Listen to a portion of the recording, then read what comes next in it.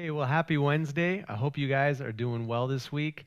I'm a little bit bummed by the news about what's going on in our state. I think it's definitely a bummer to hear the lockdowns are continuing. So I think just as God's people, let's be pushing, really leaning into praying in this season. Let's really be listening to the Holy Spirit, being directed. God, what can I be doing for you?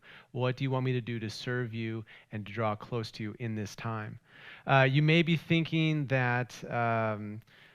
This is looking a little different than normal, and you'd be right because normally we don't have a moose, a mountain lion, and a train, and a random Christmas tree pine tree with me up on stage. But we have VBS going on for the kids. Well, it's the recording for VBS, and that'll be going live to all the kids and their families coming up very shortly. But so anyhow, hopefully it won't distract you too much. But I don't know. If I was you, this moose right behind my shoulder, well, I'm sorry, this shoulder, he would bug me the whole time. Hopefully he won't for you. All right, so we're going to be talking about the book of First Kings today. We're continuing with our biblical survey. We're looking at what is the general story? What is the story of what God has been doing all throughout Scripture?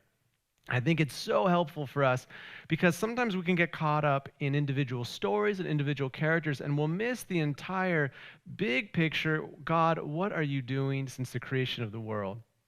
In the very beginning of the Bible, we see that God created everything in existence and mankind was perfect, and God, his presence was with his people. But very quickly, the first people, Adam and Eve, sinned. They separated themselves from God through their sins and brought sickness and death and separation from God into the world. And ever since then, God has been working to bring his people back into relationship with him. And we see this in the course of, he uses several different people's lives, but he gives something really special, a covenant, meaning a contractual agreement between two parties. In this case, one party is God, the other is the person, and he makes one with Abraham. And he gives him three promises in this covenant. He tells Abraham, you will have as many descendants as the stars up in the sky. You will come to your own land, a promised land, and the entire world will be blessed through you. Those three things God promises to Abraham and to all of his descendants, who end up becoming the Israelites, the people of Israel. And so from that, we see that God then has been working to be faithful to his promise, to his covenant, but he does tell his people, you need to live rightly in covenant relationship with me, in obedience to the laws that I give you, and also in worship. And so as we come along and get up, we're in First Kings today, what we see is that God's people have struggled mightily with following God, obeying what he says, and instead often fall into idolatry and sinful practices of other kinds of people. When they come into the promised land with Joshua, God tells them, drive out the people in the land because they're really immoral. They're really idolatrous. They have a lot of sinful, wicked, horrific practices, including gross sexual immorality, including child sacrificing, and they need to be gotten rid of. And God's people don't drive them out completely. And we see after Joshua, we come to the book of Judges, where the people kind of did as they saw fit. And because they were not following God, and there was a lot of mixing of idolatry and the kind of lifestyle and the religious practices of the people around them, the Israelites fell into sin over and over again, and God would raise up deliverers. And then finally, in 1st and 2nd Samuel, we see that God raised up an incredible prophet, priest, and judge named Samuel. And when he was getting old, the people of Israel said, you know what? We don't want a judge. We want a king. And Samuel said, hey, listen, God should be your king. But the people said, no, no, no. We want our own king like everyone else. So First Samuel talks about the first king. It talks about Samuel and the first king, who was Saul. And really, after a quick, good start by Saul, many, many mistakes where he didn't trust God, didn't obey God.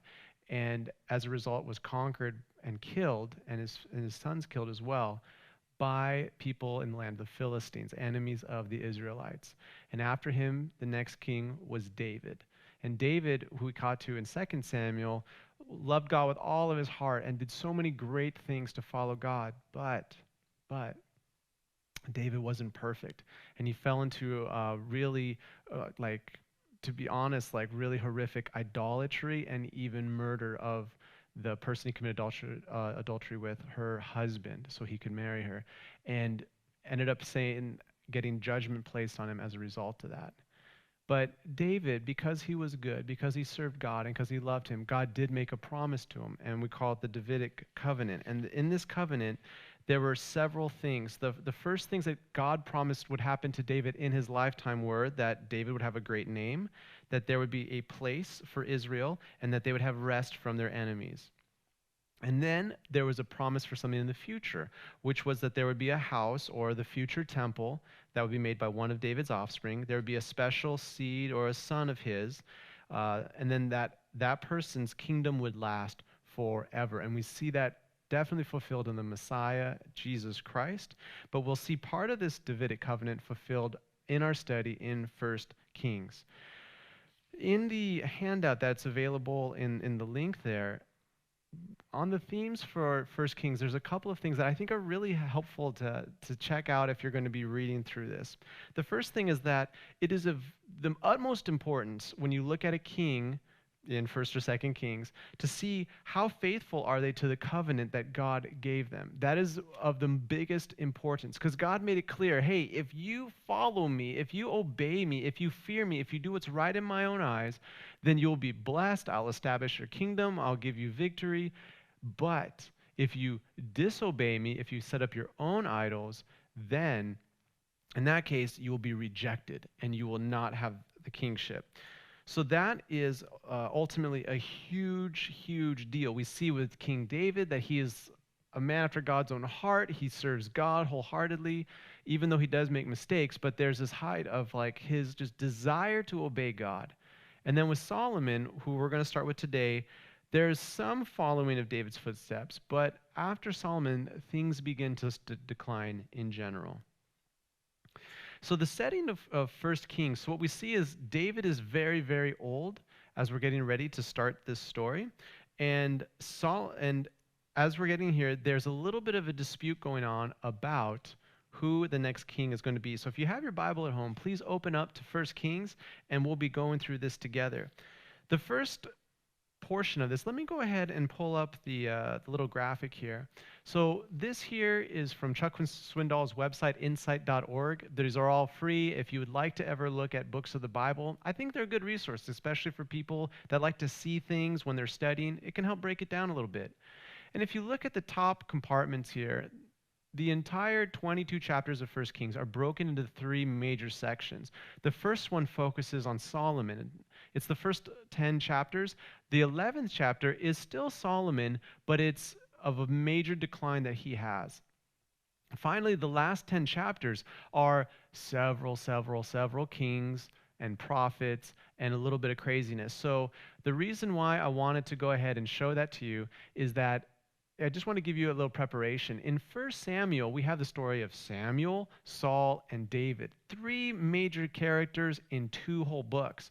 Once we hit 1 Kings, the first half of that will feel very similar to what we read in 1st and 2nd Samuel. It's a lot about one king, Solomon. But as soon as we get past that halfway point, things will change quite a bit, and the stories of each king will get much shorter, and there's going to be a lot of action, different characters, and a lot of old school names going in. So it's a little easy to get confused, but we'll be okay. We'll hang in there together. All right, so what we see is that as David is getting old, there's a little challenge here about who's going to be the next king. So just as a quick refresher, his first son's name was Amnon. Amnon was murdered by his brother because he was a wicked, horrible person. The next son, the second-born, name is Gilead, but he is not brought up at all other than his birth. So most people that have studied this believe that he probably died at a young age. So then the next person in line, the next of David's sons who could inherit the throne would be Absalom. Absalom attempted to overthrow the king and lead a rebellion, and he died in battle. So that would be the third-born. The fourth-born then, so a lot of sons here, but the fourth-born, his name is Adonijah. Now Adonijah is saying, hey, listen, my dad is getting old. Hey, nice to see you guys. Nice to see you. So Adonijah is getting older, and he says, David, my father, he's the king, but he's super old. I am going to get a whole bunch of people around me and kind of set up our little conspiracy squad, and we'll go ahead and make it look like I'm the new king. So he gets a whole bunch of people, but he misses a couple key people in David's court. Zadok the priest, Benaniah, who is going to be the next general for Solomon, and Nathan the prophet. And so what we see, we're on page 2, right about the middle, but feel free to catch up as you guys see fit. No pressure. So what we see then is the prophet Nathan sees that Adonijah has got a group of people, and he goes out and he starts offering sacrifices. They have a big party, and he's like, everyone starts calling him king. Adonijah is the new king. He's the new king. And it looks like this is a little bit of a takeover because he hasn't talked to his father, King David, at all. He just got a group of people and said, I'm going to be made king. So the prophet Nathan quickly rushes to Bathsheba and says, and to King David, and lets them know, hey, did you guys know that this is happening with Adonijah? And it brings back a promise that King David had made to Bathsheba in chapter 1, verse 17. And here's what Bathsheba says to David. She said to him, my Lord, you yourself swore to me, your servant, by the Lord your God, Solomon your son shall be king after me, and he will sit on my throne. But now Adonijah has become king, and you, my lord the king, do not know about it.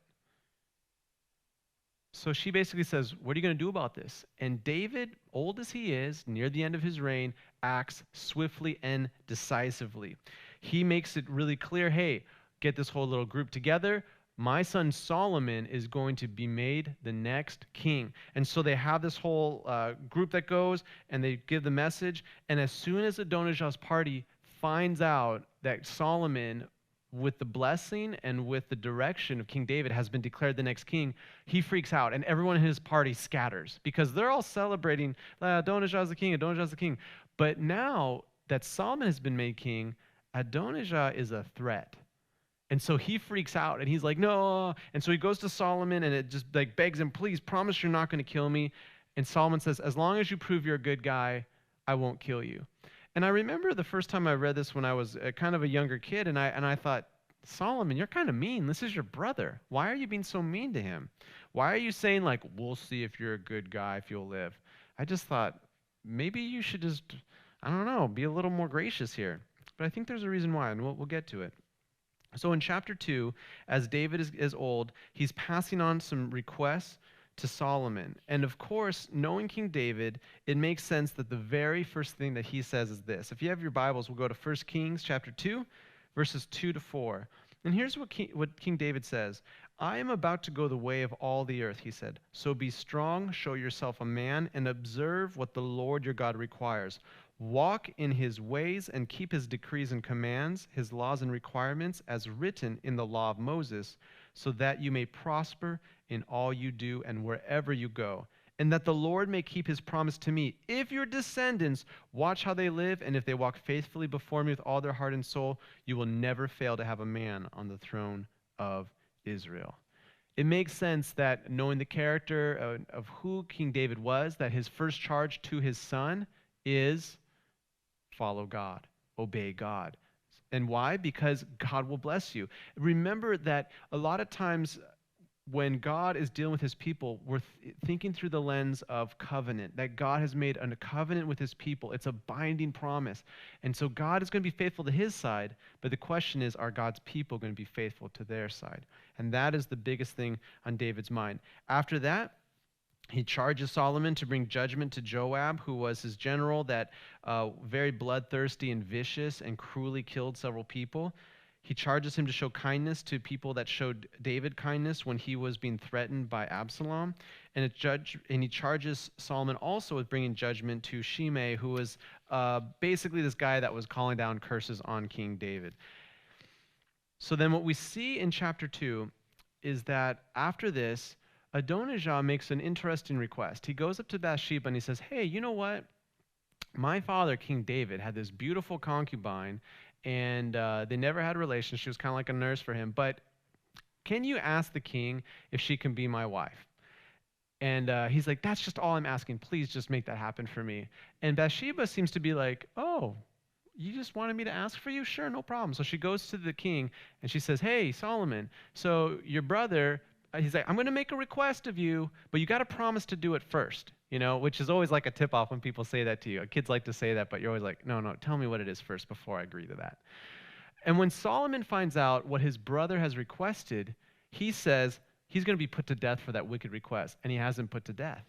And I remember thinking, dang, Solomon, why are you being so crazy right now? Like, are you just not letting it go? But I didn't realize this till I was studying it, that essentially the previous king's wives or concubines were seen as tied to the kingship, meaning that if somebody was coming in as the next king, they would inherit the concubines, the harem of the previous king. So what is happening is Adonijah is older than Solomon, which means he has more of a firstborn's right to the throne. And so his attempt to get one of King David's concubines as his own wife is him making maneuvers on trying to replace Solomon as the king. He's essentially pushing towards that whole thing. Now, if you look at the language he talks to Bathsheba about, you can tell he's very conniving and manipulative and has kind of this view about himself being the king, which is a little overblown. So Solomon, I think, has a lot of discretion here. He basically sees, yeah, this guy is going to always be after trying to kill me and take the throne. And the request that he's making is sinful at its core because he's not respecting who is the king, and he has him put to death. There's judgment on Joab for what he did and also on Shemay. Right after that, in chapter 3, we see that Solomon has had his throne established, and one of the ways that he does that is he makes an alliance with the king of Egypt and he marries his daughter. So you see that Solomon is like, okay, he's taken care of a lot of the people. His father, the king, said, get rid of these people. He dealt with this issue with his brother. He's starting to make these political alliance marriages, which are shoring up his power. And it says this in chapter 3, verse 3, that when it talks about how Solomon lived, here's an interesting thing. It says, Solomon showed his love for the Lord by walking according to the statutes of his father David. Now, if we stop there, sounds pretty good. Solomon, you're doing A-okay. Nice work. You're following King David's example. But there's a comma and there's more words. So let's keep reading. It says this, except that he offered sacrifices and burned incense on the high places. So what he's saying is that King Solomon was like, yeah, God, I'm going to follow you, but there's this part of my life where I'm not going to follow you. I'm reserving a little bit of my heart where I'm going to do my own thing by having this area where I offer sacrifice and incense to high places, because that's pagan worship practices. It's like basically borderline idolatrous practices. This is not the right worship for somebody fearing, serving, obeying, worshiping God rightly. And what we find is that Solomon, in the middle of the night, he has a dream, and God comes up to him and says, I'll give you anything you want. And Solomon, it's really interesting what he ends up doing. God's like, I'll give you whatever you want. And Solomon responds by saying, I'm just a little child. Please give me the wisdom to know what is right and what is wrong, to have the wisdom to govern my people. And in chapter 3, verses 10 to 15, it says this, the Lord was pleased that Solomon had asked for this.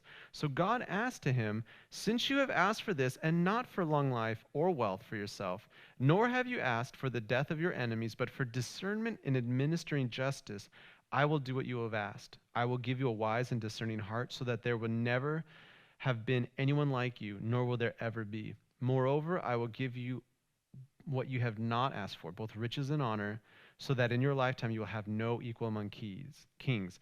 And if you walk in my ways and obey my statutes and commands as David your father did, I will give you a long life. Then Solomon awoke and he realized it had been a dream. So God says, you chose wisely. Like you chose something that was not just looking for a quick, comfortable thing, and so I'm going to bless you tremendously. And right after that, we see an example of his wisdom here. So basically, there's a problem that comes up before the king. The people below him can't solve it. There's these two prostitutes that come up, and they each have had a child that was born at a similar time. And here's the problem. They come to him and they say, this one lady says, listen, in the middle of the night, the other lady, we're sleeping next to our babies, but she rolled on top of her baby and smothered her baby and killed her baby. And then in the middle of the night while I was sleeping, she swapped babies on us. And I woke up and I'm holding the dead baby, but it's not mine. That's my baby. And the other lady says, no, this is my baby. She smothered her baby and now she's coming after mine. And they're like, no, that's my baby. No, that's my baby. No, that's mine. That's your liar. You're a liar. And so it's just getting crazy here. It's just like hair pulling and they're going after each other. And it's like, how are we going to figure this out? And so here we can see the wisdom of Solomon. Here's what the king says. The king said, this one says, my son is alive and your son is dead, while that one says, no, your son is dead and mine is alive. Then the king said, bring me a sword. So they brought a sword for the king. He then gave an order, cut the living child in two and give half to one and half to the other. Okay, so that sounds really crazy. I can imagine if I was just like, I don't know, a steward or an attendant, just like watching this in court, I would think, our king's gone crazy. What is he talking about? Cutting a child in half, a living baby right there, and splitting it. I cannot believe this is going to happen. But here's what happens. The woman whose son was alive was filled with compassion for her son and said to the king, please, my lord, give her the living baby. Don't kill him. But the other said, neither I nor you shall have him. Cut him in two. Then the king gave his ruling, give the living baby to the first woman. Do not kill him. She is the mother. When all Israel heard the verdict the king had given, they held the king in awe because they saw that he had wisdom from God to administer justice. So by putting the baby's life in danger, it showed between the two moms which of them would do anything to keep that baby alive and which of them didn't care about the life of the child, which showed exactly who the mother was. Solomon, you smart guy. You're so smart, man. I wouldn't have thought of that. I'd just be like, do we have a DNA test here? His eyes look like, I don't know. Solomon, nice work. In chapter 4, there's a list of Solomon's officials and governors. And then also it comes about where we talk about Solomon's, like his daily provisions, his wealth, and his wisdoms. In 1 Kings chapter 4, verse 20 to 21, it says this, the people of Judah and Israel were as numerous as the sand on the seashore. They ate, they drank, and they were happy. And Solomon ruled over all the kingdoms from the river to the land of the Philistines, as far as the border of Egypt. These countries brought tribute and were Solomon's subject all his life. This is really like an amazing height of Israel's power. There's peace throughout the land. Their borders are stretched far and wide. They have more than enough that they need. It's just a prosperous time in the kingdom of Israel. When we come to chapter 5, we see that David had asked originally to build the temple, and God said, no, you're a man, you're a warrior, you're a man who has blood on your hands, so it will pass to your son to make the temple now. And so now what we see is King David's son Solomon is now going to start working on building the temple. He makes a treaty and he starts trading for the temple building materials, and then they build it in chapter 6. There's an interesting word from God in the middle of this whole thing, in the middle of this build. And so it's chapter 6, verses 11 to 13. It says, the word of the Lord came to Solomon. As for this temple you are building, if you follow my decrees, carry out my regulations, and keep all my commands and obey them, I will fulfill through you the promise I gave to David your father. And I will live among the Israelites and will not abandon my people Israel. I will live among the Israelites. What God is talking about is his presence being with his people.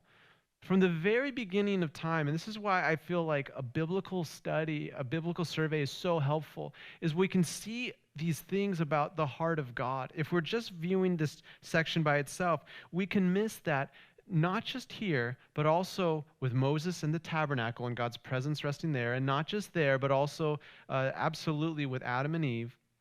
What we can see here is that God has a desire to be with his people, to be with us, that God desires relationship with us. God is not a God that wants to create people that will then work for him. He wants to create people to be in relationship with him. It's why he walked with Adam and Eve in the garden. It's why he's wanted his presence to come and be among his people. But remember the thought of the covenant. There's two parts of a covenant. God's side is, I will be faithful to all this, but the man's side is, will we obey? Will we worship? Will we keep up our side of it? And that was the question for the people of Israel. Were they going to be careful to keep and obey what God had told them to do? Because there's blessing and rich blessing if they would do that.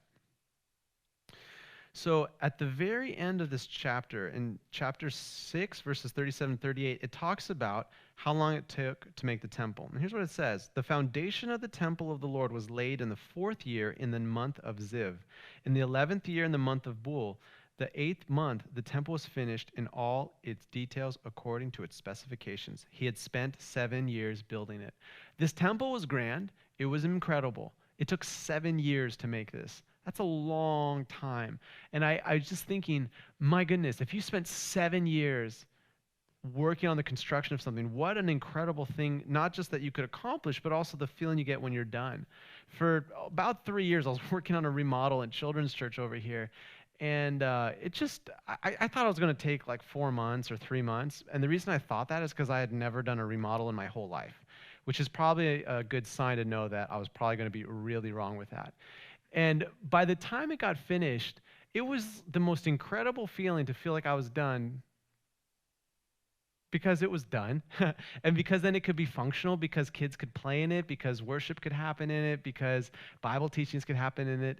And it was cool to see that.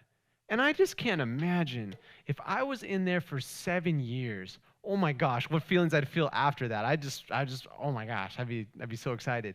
But so the temple of God, it took 7 years from Solomon to be built. Pretty incredible accomplishment. And after he builds that, we see in the very next verse, which is the beginning of chapter 7, it says this: it took Solomon 13 years, however, to complete the construction of his palace. And it goes into a lot of details about how big and lovely that is in some of his other building projects. Some people would say like, oh, listen, check out how horrible Solomon is. He spent 7 years on a temple, but 13 on a palace. But in Scripture, it doesn't ever bring a negative, like a judgment on Solomon for doing this. So the best indicators that we have is that it maybe wasn't so much that he was favoring his palace more than the temple. In fact, maybe because he was favoring the temple, or maybe because he was doing other things, it just took longer to do the palace. We really don't know that, but it doesn't seem like there's this negative thing about it. So he builds up the palace. In chapter 7, he goes on to furnish the temple and add all these like beautiful different kinds of, just like there's artistic stuff and stuff that's made out of bronze and gold, and there's tons of different elements that are pulled into that. And then in chapter 8, what we see is that the Ark of the Covenant is brought into the temple. I'm going to go ahead and read chapter 8, verses 10 and 11. Here's what it says. So this is when they brought the Ark of the Covenant in there. And it says, when the priest withdrew from the holy place, the cloud filled the temple of the Lord. And the priests could not perform their service because of the cloud, for the glory of the Lord filled his temple. And the picture is that God's presence, just once the ark came into this temple, and that God had said, this will be my house, that his presence came in so thick that the priest could not even go into the temple because God's glory was so just incredible, just unbelievable. There's certain times in the Bible where I read it and I'll think, I just wish I was there, you know? I wish I was there. I wish I was there when Solomon was asking for the sword to cut the baby. Like, I just would have been like, I couldn't imagine all the people's faces and what's happening. And Solomon, he's so smart, and the moms are, no, not my son. That'd be crazy. This would be unbelievable for another reason, to see God's glory come in so strong, and that the priest can't even get in there, and you just think, oh man, God has been waiting for this moment. Like there's this moment that has been waited for. Now, bam, God's glory is here in his temple among his people. It would just be incredible, just awesome. Solomon has a really amazing prayer to dedicate it, and then he prays a blessing over the people. And in chapter 8, verse 54 to 61, here's what Solomon says. It says, when Solomon had finished all these prayers and supplications to the Lord, he rose from before the altar of the Lord, where he had been kneeling with his hands spread out toward heaven. He stood and blessed the whole assembly of Israel in a loud voice, saying, praise be to the Lord who has given rest to his people Israel, just as he promised. Not one word has failed of all the good promises he gave through his servant Moses. May the Lord our God be with us as he was with our fathers. May he never leave us nor forsake us. May he turn our hearts to him, to walk in all his ways and to keep the commands, decrees, and regulations he gave our fathers. And may these words of mine, which I have prayed before the Lord, being near to the Lord our God day and night, that he may uphold the cause of his servant and the cause of his people Israel according to each day's need, so that all the peoples of the earth may know that the Lord is God and that there is no other. But your hearts must be fully committed to the Lord our God, to live by his decrees and obey his commands, as at this time. Remember, Solomon is ridiculously wise. His words are ones that we should pay attention to, that he's blessing the people and calling out, God, turn our hearts to you, knowing the waywardness of our hearts and asking for the provision of them, and also asking that the people's hearts would be fully committed to serving God. This is a wise man. He cares about his people, and he's trying to care for his people. And he's saying, dedicate yourself to God. Dedicate yourself to God, and God bring their hearts to serve you. Incredible. After this, there's the dedication of the temple, and then there's a warning and a blessing that is given.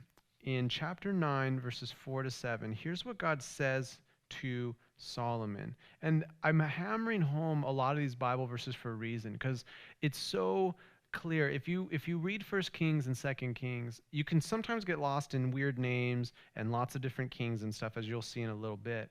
But what I want to hammer home is this really basic thought, that among the kings of Israel, that it was of the most highest importance that you obey and serve God. That is where blessing would come from. That's where life would come from. That's where goodness would come from. So chapter 9, verse 4, it says this, as for you, if you walk before me of integrity of heart and uprightness, as David your father did, and do all I command and observe my decrees and laws, I will establish a royal throne over Israel forever, as I promised David your father when I said, you shall never fail to have a man on the throne of Israel. But if you or your sons turn away from me and do not observe the commands and decrees I have given you and go off to serve other gods and worship them, then I will cut off Israel from the land I have given them and will reject this temple I have consecrated for my name. It's a bit of a warning. It's like a promise of blessing, but a promise of it's basically just the consequences. And if you're a parent, these are the things that you teach your kids. In life, you have consequences. You do good things, you'll have good consequences. You do bad things, you will have bad consequences. It's the same here as what God is telling Solomon. Blessings will follow obedience, but it will be bad for you and your people if you do not follow and you're not serious about this. Solomon does a whole bunch of other activities. There's other things that he's doing involving trading and intermarriage and other types of things that build wealth. He has a visit from the Queen of Sheba, who is just absolutely blown away with how wise he is and how incredible he is, and that he's just like, every tale I've heard about your wisdom and glory and all that did not do it justice. He's just very wealthy, and it's awe-inspiring just how much he has. In chapter 10, verses 23 to 28, this is the statement about King Solomon. It says, King Solomon was greater in riches and wisdom than all the other kings of the earth. The whole world sought audience with Solomon to hear the wisdom God had put in his heart. Year after year, everyone who came brought a gift, articles of silver and gold, robes, weapons and spices, and horses and mules. Solomon accumulated chariots and horses. He had 1,400 chariots and 12,000 horses, which he kept in the chariot cities and also with him in Jerusalem. The king made silver as common in Jerusalem as stones, and cedar as plentiful as sycamore fig trees in the foothills. Solomon, dang, that guy, he's just got a ton of stuff. In a way, you almost feel like, wow, what could go wrong?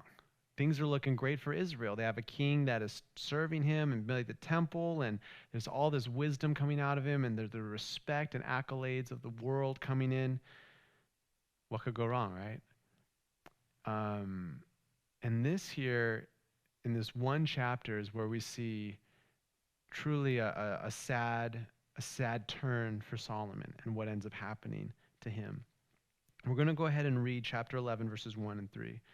King Solomon, however, loved many foreign women besides Pharaoh's daughter, Moabites, Ammonites, Edomites, Sidonians, and Hittites. They were from nations about which the Lord had told the Israelites, you must not intermarry with them because they will surely turn your hearts after their gods. Nevertheless, Solomon held fast to them in love. And in this way, his wisdom was absolutely rejected. That he, whether it was just lust, said that is more important than it is to honor God. It says this in verse 3, he had 700 wives of royal birth and 300 concubines, and his wives led him astray. As Solomon grew old, his wives turned his heart after other gods, and his heart was not fully devoted to the Lord his God, as the heart of David his father had been. He followed Asherah, the goddess of the Sidonians, and Molech, the detestable god of the Ammonites. Molech was a god that was involved in child sacrifices. It is hard to get more disgusting, it is hard to get more abhorrent than the sacrificing of a child to a god. It is the absolute antithesis of who our God stands for. God is life. God is life. He's come to give life to the full. The sacrifice of a child is so disgusting. And I feel like for people, like we can never get too comfortable with these kinds of things because it is so anti-God. When God had Adam and Eve, he said, be fruitful and multiply, which is a way of saying there's life and bring forth more life. And so the sacrifice of a child is a cutting off of God's plan. It is a twisted perversion. It is just disgusting in all its entirety. And Solomon, because of the people he was around and all his wives, he got comfortable with this, and he participated in these practices. So Solomon did evil in verse 6. In the eyes of the Lord, he did not follow the Lord completely as David his father had done. On a hill east of Jerusalem, Solomon built a high place for Chemosh, the detestable god of Moab, and for Molech, the detestable god of the Ammonites. He did the same for all his foreign wives who burned incense and offered sacrifices to their God. The Lord became angry with Solomon because his heart had turned away from the Lord, the God of Israel, who had appeared to him twice. Although he had forbidden Solomon to follow other gods, Solomon did not keep the Lord's command. So the Lord said to Solomon, since this is your attitude and you have not kept my covenant and my decrees which I commanded you, I will most certainly tear the kingdom away from you and give it to one of your subordinates. Nevertheless, for the sake of David your father, I will not do it during your lifetime. I will tear it out of the hand of your son. Yet I will not tear the whole kingdom from him, but will give him one tribe for the sake of David my servant and for the sake of Jerusalem, which I have chosen. This is a brutal word from God. He's basically saying, I've told you, serve me, it's going to be good for you, I'll establish your throne forever. Don't serve me, it'll be bad for you. And he said, instead of serving God, you've served all your wives and their gods, and because of that, I've rejected you. But because of your dad, I'm not going to do it in your lifetime. Unreal, unreal. There are different adversaries that raise up against Solomon at this time, but there's an interesting one that happened shortly after this. One is that there's somebody named Jeroboam. Now, Jeroboam was basically, he was somebody that was like in charge of forced labor for King Solomon, and he was just really like, he was just a good worker and pretty much an exceptional young man. But Jeroboam, as he's working one day, receives a prophecy. Now, this is in chapter 11, verse 29. It says this, about that time, Jeroboam was going out of Jerusalem, and Ahijah, the prophet of Shiloh, met him on the way wearing a new cloak. A new cloak? It probably looks good. The two of them were alone out in the country, and Ahijah took hold of the new cloak he was wearing, and he tore it into 12 pieces. I wonder if Jeroboam was like, you should have torn my cloak. It's old. It's got some holes in it. I could have taken the new cloak. But there's a reason why it's a new cloak. Then he said to Jeroboam, take 10 pieces for yourself, for this is what the Lord, the God of Israel, says. See, I'm going to tear the kingdom out of Solomon's hand and give you 10 tribes. But for the sake of my servant David and the city of Jerusalem, which I have chosen out of all the tribes of Israel, he will have one tribe. I will do this because they have forsaken me in worship. And then he lists all the other gods.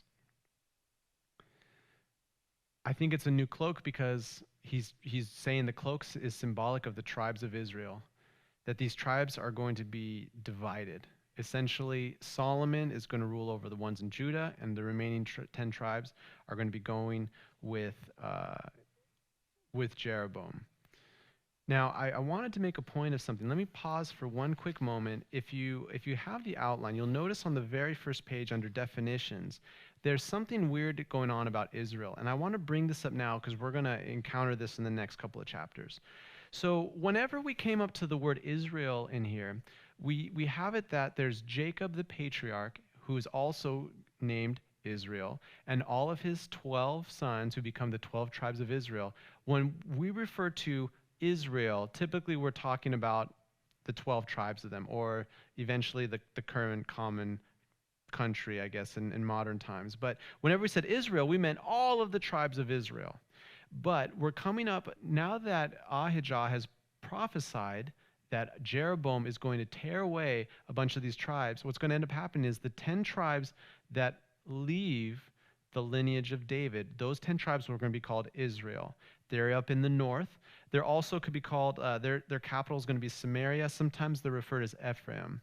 So that's whenever, in just a couple chapters, when you see Israel, it's talking not about all 12 tribes, but about the 10 tribes now. After the split, the southern tribe, that will now be the tribe of Judah.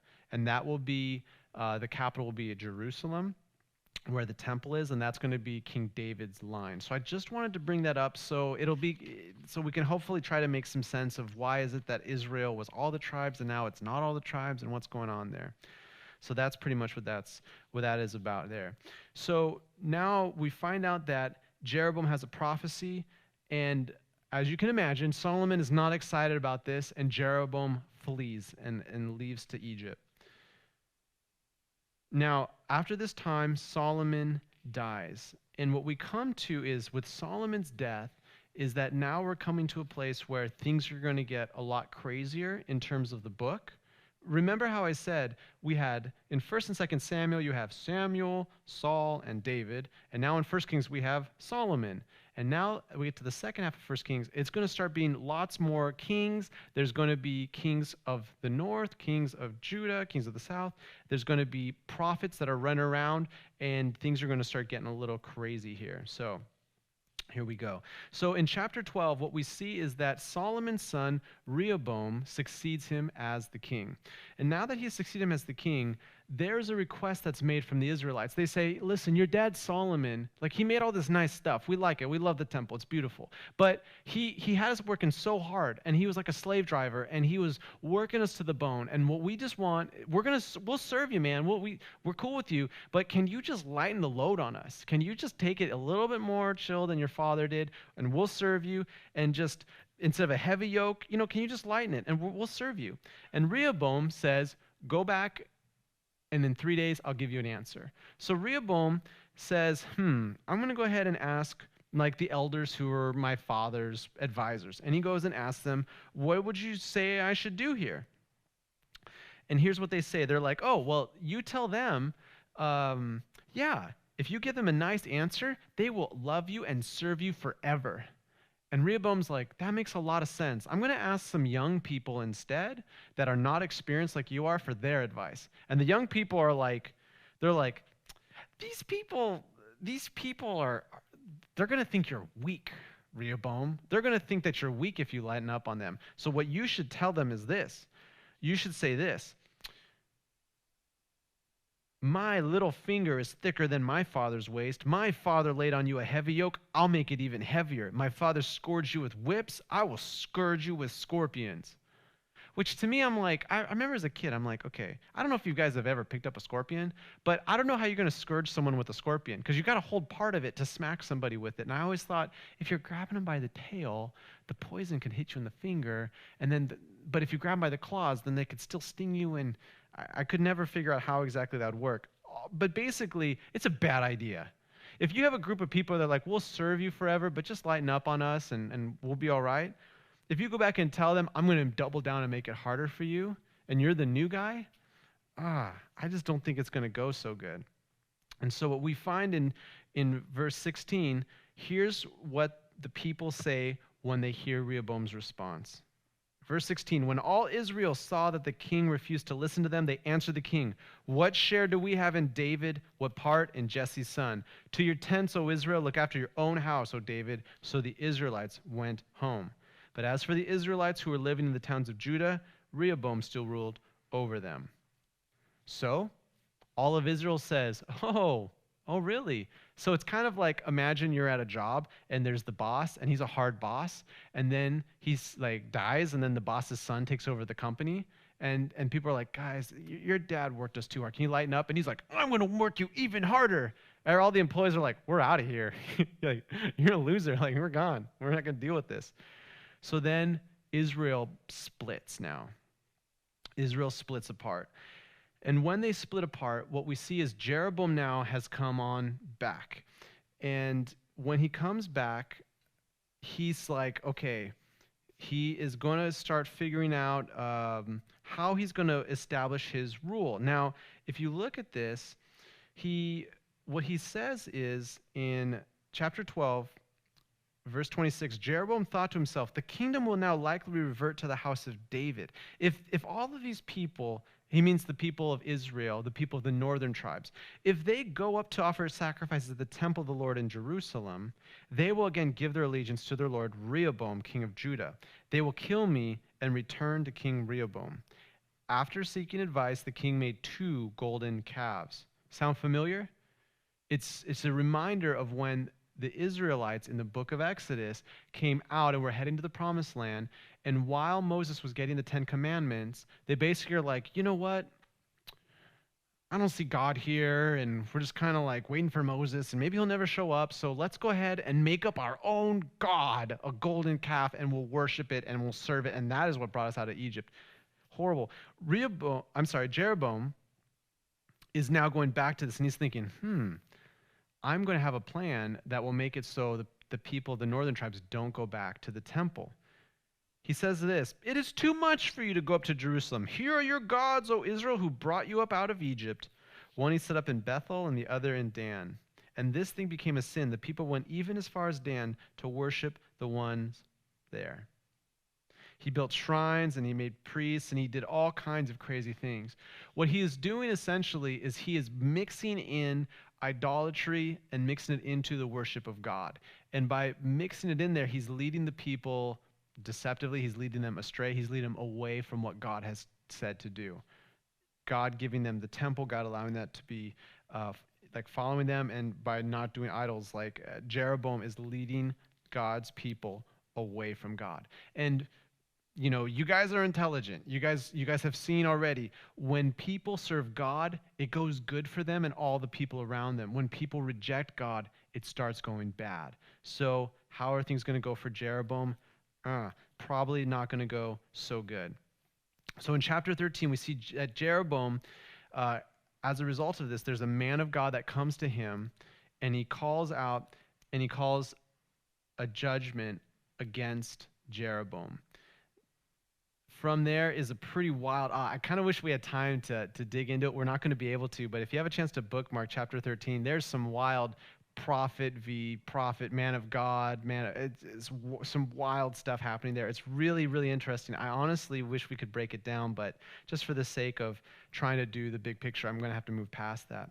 In chapter 14, the prophecy of Ahijah comes against Jeroboam. Now, Jeroboam has a son who is sick, and Jeroboam tells his wife in verse 2, go disguise yourself so you won't be recognized as the wife of Jeroboam. Then go to Shiloh. Ahijah the prophet is there, the one who told me I would be king over this people. Take 10 loaves of bread with you, some cakes, and a jar of honey, and go to him. He will tell you what will happen to the boy. So Jeroboam's wife did what he said and went to Ahijah's house in Shiloh.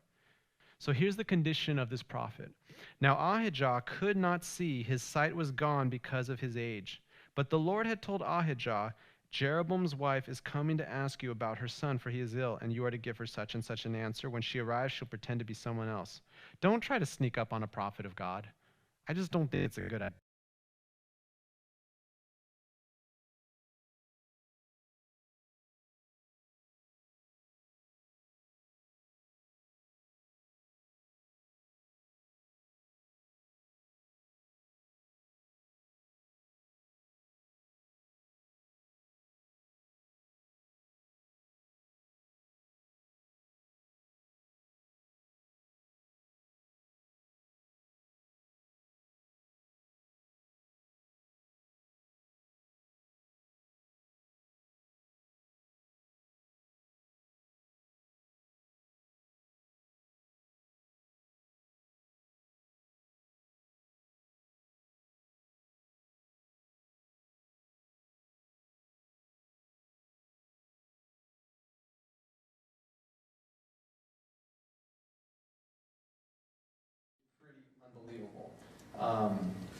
So with that,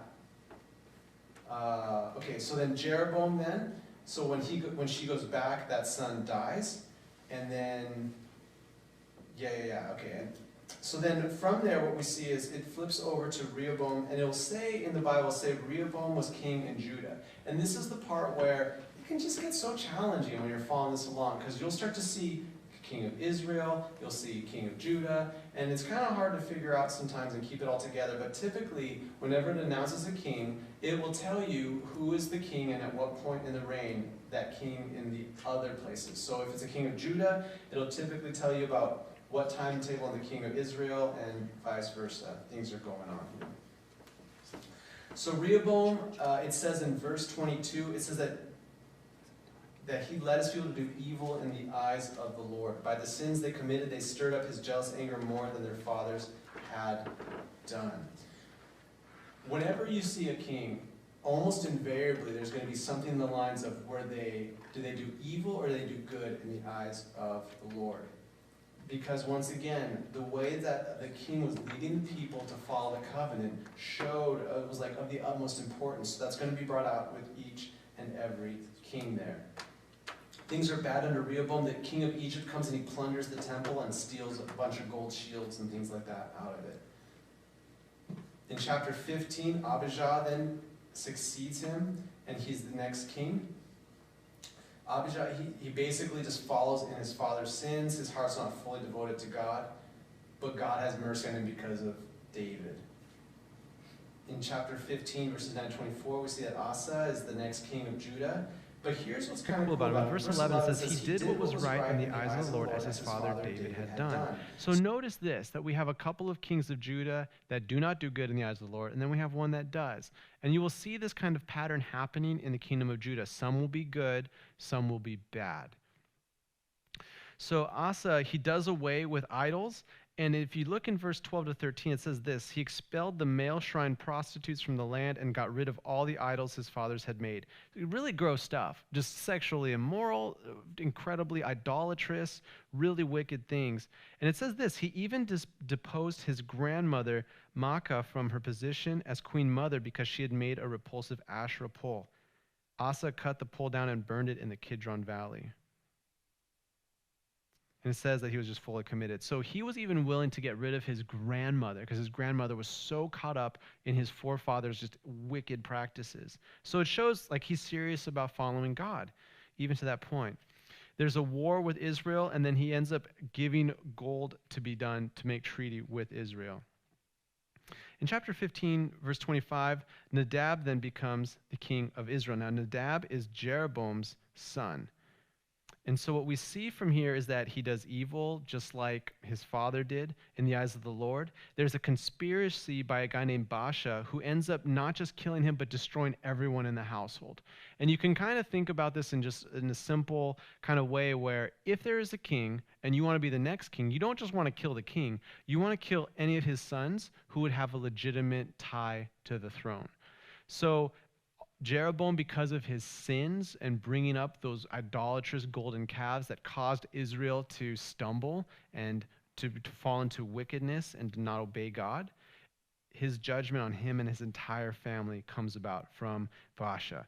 Now you see here, Baasha is the next king of Israel.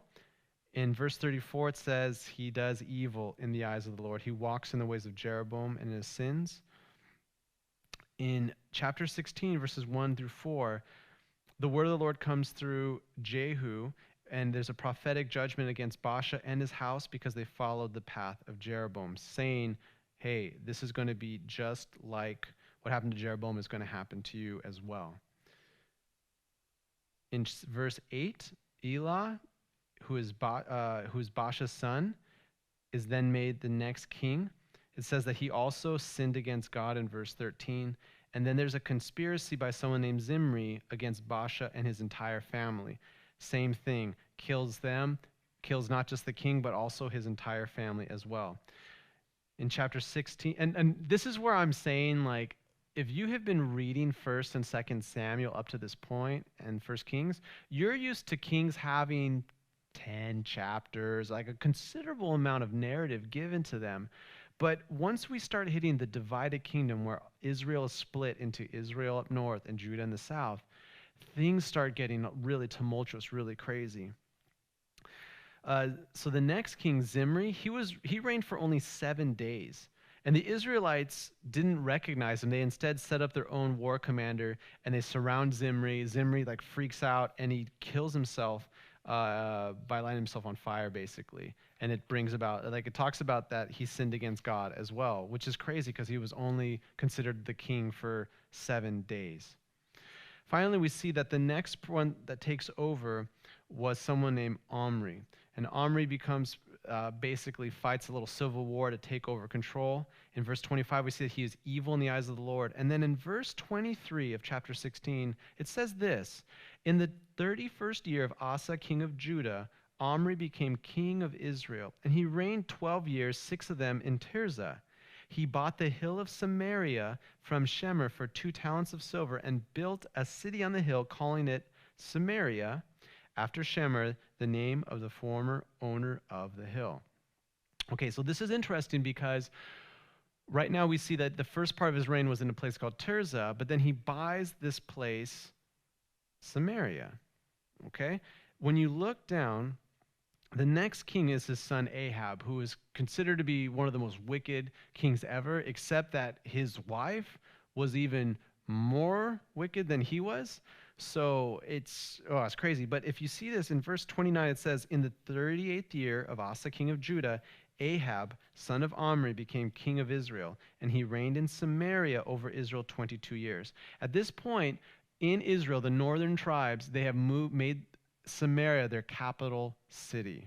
So that's just a point that I just think is interesting there, especially if you start to study stuff with what's going on with the people who lived in Samaria, what kind of worship practices they had, how they kind of developed and turned into the people in the New Testament that we came into as the Samaritans, like Jesus and the Samaritan woman at the well in chapter 4 of John, there's a lot of really interesting things that are going on there.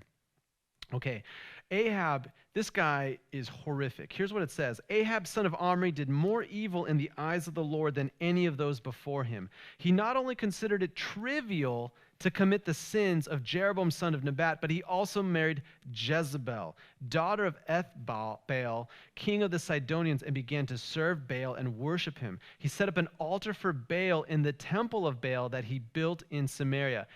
Okay, the king of Israel in his capital city is making a temple to Baal. He's making a temple to an idol.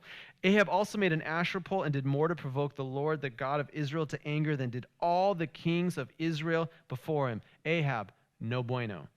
And what we come to at this part of Kings is that we actually have an extended narrative between Ahab and a prophet Elijah, and a little bit with Ahab's wife Jezebel.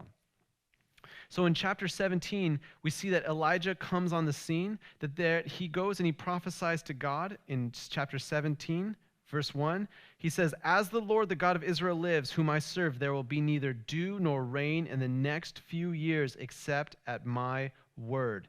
And he leaves the presence of the king there, and there is no rain. It's a severe drought for many years there. So Elijah runs away. God sends ravens to bring him food, which to me, I'm like, you know what? I normally don't care about hygienic, but oh my gosh, if a raven's bringing you food, you just have to not really care about germs, I think. But the ravens bring him bread and meat, and he has water in a brook, and God sustains him. It's pretty incredible. So then what ends up happening is God moves him, and he says, hey, go to this widow. She'll have food for you. The widow is like, so Elijah goes to this widow, and he's like, hey, listen, can you serve me some food? And she's like, are you kidding me? I have just a little bit of oil, a little bit of flour. I'm going to make one last loaf of bread for my son and I, and then we're going to die. And he said, well, can you just make it for the man of God? And she, in kind of an amazing show of faith, makes it for him. But as long as she has that, the flour never and the oil, they never run out.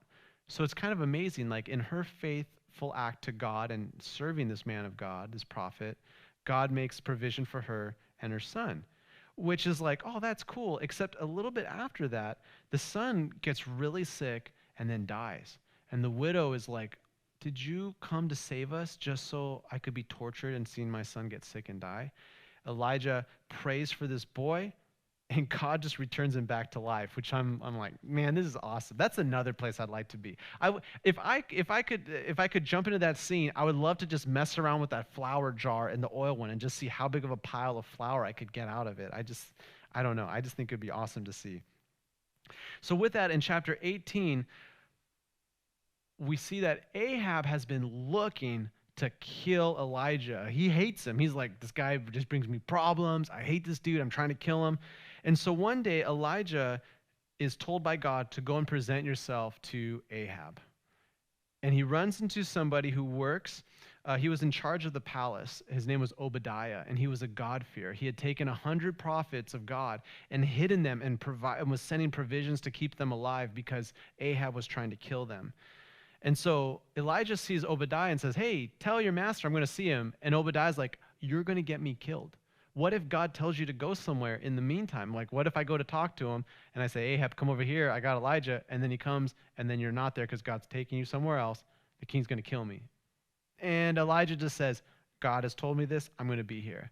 So then Elijah calls out Ahab and says, listen, I want to have a showdown.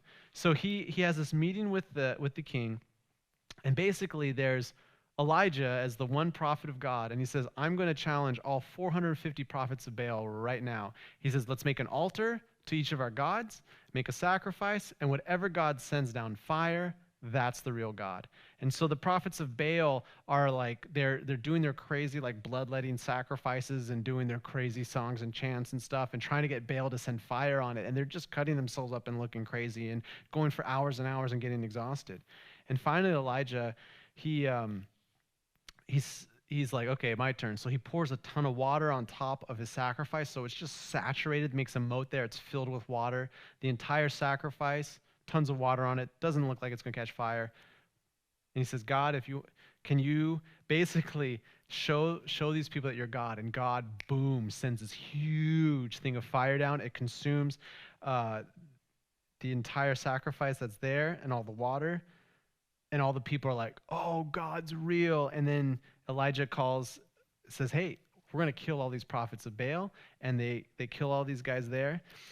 And it's like, wow, this incredible spiritual moment. Like, what a mountaintop experience. One man against 450, and God brings supernatural, he brings down a miraculous fire down here, and it shows that he's real, and all these prophets are killed that are horrible people.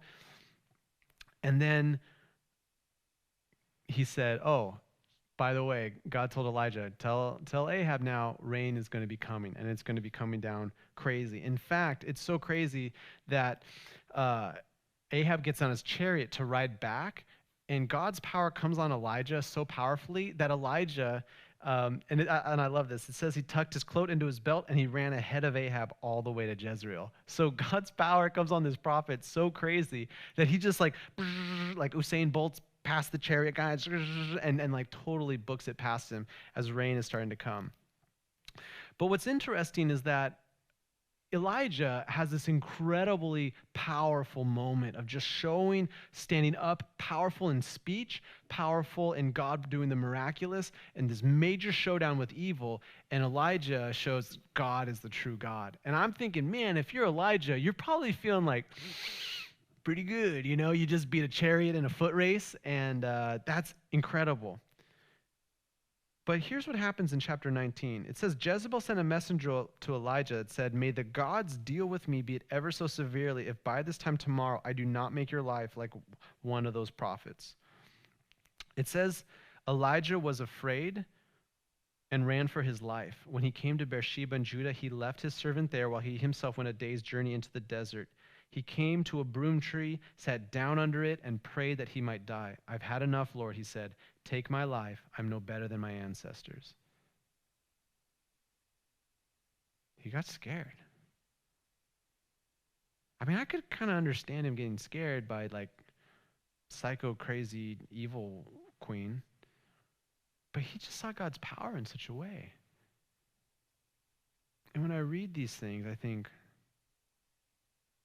God, you really are the hero of this story, you know? God, you really can use imperfect people. People that you would think have no excuse. They have no reason not to follow you. But yet, they give into their humanity, their fear, their doubt, laziness, lust. And you can use them. And you've used them time and time again. Which to me, it's like, it doesn't so much push me to thinking, Elijah, you're so lame. It pushes me to think, God, you're so great. Because he can use you. There's just nothing you could fail at so greatly that our great God couldn't use you mightily at. That's just who he is. That's exactly who he is. And it gives me so much peace, because there are times in my life where I'll think, I knew better. I should have done better than that. And yet God's grace shows his unbelievable goodness, his unbelievable power. And he just loves you. Even when you're disappointed in yourself, he loves you. God sends an angel to minister to him and gives him food, and it supernaturally powers him to do a 40-day and night trip. And God appears to him. It's in chapter 19, I'd bookmark that too. I'd read that. It's a really beautiful picture of God coming to him. Elijah's saying, I'm the only one left that's faithful to you, man. I'm the only one that's left. And God gives him some stuff to do. Anoint as king of Aram, anoint a king of Israel, anoint Elisha to succeed you as prophet. But he reminds him in verse 18, he says, I reserve 7,000 in Israel, all whose knees have not bowed down to Baal and whose mouths have not kissed him. He's basically saying, yeah, there's a remnant in Israel that's still faithful to me. But he's also telling Elijah, you're not alone. You feel like you're alone right now. You feel like you're the only one serving God and everyone around you is wicked. But I've reserved, there's a remnant. There's a remnant that love me and serve me, let alone the 100 prophets that Obadiah had set aside, let alone Obadiah himself. I mean, maybe they were part of the 7,000. I don't know how the math checks out, but there are times where you can feel tempted to say there's all this wickedness or all these difficulties around me. Maybe it's in your family circle. Maybe it's in like people at your work. Maybe it's just society as a whole, and you're like, dang, there's a lot of screwed up people going like around right now. And what I want you to be aware of is that you're not the only person there. It's important for us to keep our eyes on Christ. It's important for us to be about his business. So he calls Elisha. Elisha's out plowing with yokes of oxen. Most people think that Elisha probably came from a more wealthy house because of the type of stuff he was plowing with. But when Elijah calls him, Elisha leaves them, and he says, let me kiss my father and mother goodbye, and I'll come with you. And it says this in verse 21 of chapter 19. It says, Elisha left him and went back. He took his yoke of oxen and slaughtered them. He burned the plowing equipment to cook the meat and gave it to the people, and they ate. Then he set out to follow Elijah and became his attendant. Elisha needed oxen, and he needed the equipment that they provided to create harvest, to create food and wealth. That was the way to make a living. So him burning that up and eating the animal essentially means I'm done with this old way of life. The call that God has put on me through Elijah, I'm following it, and my old way of life is behind me, which it's like, oh man, that kind of gives some really interesting foreshadowing to me of the disciples called by Jesus. When Jesus calls them, come, follow me, I'll make you fishers of men. And the disciples that are fishermen leave their boats and nets behind. Don't need these. I'm going with this guy. I think there's some really cool stuff there. So after this time here, we see that the king of Aram fights against Israel. And it is crazy. The king basically says, I'm going to come into your place. I'm a bigger armor than you. I'm going to steal your gold and silver. I'm going to take all of your wives and your children, and they're going to be mine. And the king and his followers are like, yeah, that's okay. That's fine. Okay. And then he sends another thing saying, and I'm going to come in there and steal all your valuables. And they're like, whoa, no, not the valuables. And I was thinking, this is crazy. You're okay with them taking your wife and your children, your wives and children? But your valuables, you're like, no way, not my Apple Watch, forget it. So basically, there ends up being like, they say, no, we're not going to do this whole thing for you. And then a prophet comes out and tells that God is going to deliver them, and also will deliver them not just in this victory, but there's going to be another battle a year later, and God's going to bring them deliverance as well. And when they fight a year later, God delivers the people of Aram into Israel's hands. But when they come down to the king, instead of wiping him out completely, the king of Israel, Ahab, makes a treaty with him. And the prophet is super upset about that. It's like, that is not okay. It is not okay that you have set free a man that was evil and that had been determined to die. So basically, he's like, nope, you've done what is wrong. That's not going to be good for you. In chapter 21, there's a pretty wild tale. It's kind of sad. Remember that in Israel, that there was plots of land that were designated for each tribe of Israel, and it would break down for each clan, and it would break down to each family. And there was this one guy named Naboth that had a vineyard, and it was close to where Ahab was. And Ahab's like, I really want his vineyard for a garden. So can I pay you for it? I'll give you a better one. And the guy's like, no, the Lord forbid I'll give you the inheritance of my father.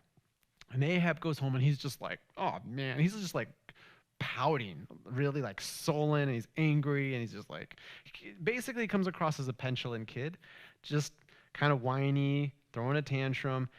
And his wife is like, why are you angry? What's going on? She finds out and she's like, I'm going to take care of this. And she gets some troublemakers to come up, stir up trouble, and kill this dude so that they can take over the vineyard. She's just like, she's pretty nuts. She's pretty wild. So while that happens, Ahab's like, oh, right, I got my own new vineyard now. So he starts walking through it, and Elijah shows up, and he declares a prophecy of judgment on Ahab and Jezebel's family. And there's a really interesting moment at the end where Ahab genuinely seems remorseful, and God relents a little bit and says, okay, it won't happen on you, but it'll happen on your sons then. Micaiah is a prophet, and it says in chapter 22, which is the last chapter that we're going to look at here, is that Micaiah is a prophet that Ahab doesn't like him. Ahab does not like this guy at all. So at this point, Ahab, the king of Israel, and Jehoshaphat, the king of Judah, say, hey, why don't we go to war together? We have a common enemy, and we'll do this together. And Jehoshaphat, being somebody that fears God, says, well, let's ask a prophet of God to go ahead and give us counsel. And so they go and they ask for some people to give some prophets. Hey, why don't you go ahead and tell us what we should do? And they all say, yes, go ahead and go. Go ahead and go. Go and battle these people. You're going to have victory. And Jehoshaphat said, wasn't there a real prophet, a prophet of God we can ask? And here's what Ahab says in verse 8. There's still one man through whom we can inquire of the Lord, but I hate him because he never prophesies anything good about me, but always bad. He is Micaiah, son of Imlah. And Jehoshaphat says, the king shouldn't say that. So they bring him in, and Micaiah, I think he's the first sarcastic prophet in the Bible, because all of the, Pastor Josh loves that, because at this point, King Ahab asked 400 prophets, should I attack this? And they're like, attack it, be victorious, attack it, be victorious. And they're all just like, they have their like little lame prophet chants, and they're like, you can do it, do this, do this. And so what ends up happening is they say, okay, let's go ahead and ask Micaiah if we should do this. So in verse 15, it says, the king asks him, Micaiah, shall we go to war against Ramoth Gilead, or shall I refrain? Attack it, be victorious, says Micaiah. The Lord's going to give it into your hands. And here's what the king says, how many times must I make you swear to tell me nothing but the truth in the name of the Lord? He's like, Micaiah is so obviously sarcastic to him and mocking the other prophets that King Ahab's like, God, why do you torture me so much, man? I wanted to hear from God, and you're just mocking me right now. And here's what Micaiah says. In verse 17, I saw, and to me, I'm like, man, the tone changes so fast. I saw all Israel scattered on the hills like sheep without a shepherd, and the Lord said, these people have no master. Let each one go home in peace. The king of Israel said to Jehoshaphat, didn't I tell you he never prophesies anything good about me, but only bad? And Micaiah just continues, therefore hear the word of the Lord. I saw the Lord sitting on his throne with all the host of heaven standing around him on his right and on his left. And the Lord said, who will entice Ahab into attacking Ramoth Gilead and going to his death there? One suggested this, another said that. Finally a spirit came forward, stood before the Lord and said, I will entice him. By what means, the Lord said, I will go out and be a lying spirit in the mouths of all his prophets, he said. You will succeed in enticing him, said the Lord. Go and do it. So now the Lord has put a lying spirit in the mouths of all these prophets of yours. The Lord has decreed disaster for you. Man, Jacob Cornett, make a movie about this scene. It's ridiculous. Then Zedekiah, son of Kenaiah, went up and slapped him in the face. Which way did the spirit from the Lord go when he went from me to speak to you, he asked. Micaiah replied, you will find out on the day you go to hide in an inner room. Dang, this guy's going, man. And so the king says, take him and send him back, put him in prison and give him nothing but bread and water till I return. And Micaiah declared, if you ever return safely, the Lord has not spoken through me. Then he added, mark my words, all you people. Crazy. So Ahab is like, okay, listen, whatever that was about. Jehoshaphat, we're going to go into battle together. You're a king, I'm a king. And Jehoshaphat's like, yeah, let's do it. And then he's like, okay, but you're going to dress up like a king. And Jehoshaphat's like, okay. And Ahab's like, I'm going to dress up like a normal soldier. If you are ever a king or a queen of a country, and you have another king or queen of a country, and you're going to fight together, don't let them have you dress up like the most highest ranking person and let them dress up like a normal person. That just seems like a good deal for them and a bad deal for you. So in the middle of the battle, they're all fighting against Jehoshaphat. He like cries out and they realize, oh, that's not Ahab. And so they're like, oh, we don't know where Ahab is. The enemy, a random archer, randomly shoots an arrow, hits Ahab in between his joints of his armor, and it wounds him really bad, and he dies randomly. Because the prophet of God had told him exactly what was going to happen. So the king died, and he died in just the way that the prophet who had prophesied against him said he would. And Ahab now dies. In chapter 22, we see that Jehoshaphat, the king of Judah, as a quick descriptor in verse 43, it says, he walked in the way of his father, Asa, and he did right in the eyes of the Lord. He didn't remove the high places, unfortunately. And then in the last part of this, we see Ahaziah, king of Israel. This is the son of Ahab. All that we know about him, he reigned 2 years, and he did evil in the eyes of the Lord. And that's where it pauses now for where we'll go to 2 Kings next week. So just as a quick way to, little heads up, 1st and 2nd Kings is identical to 1st and 2nd Samuel in that it was originally written as one continuous book or one continuous story. But because literally these were written on scrolls, the scrolls got so big they were hard to read from. So they're like, we'll cut it in half. So that's why 1st and 2nd Kings, it kind of ends at a point where you're like, that just seems sort of strange. Like, oh, well, that's just why it is divided in that fashion.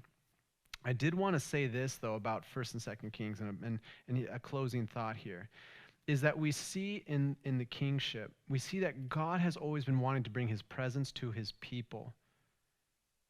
But that can only happen when his people are just living rightly with him. God's presence cannot be around them when there is wickedness, when there's idolatry, when there's disobedience.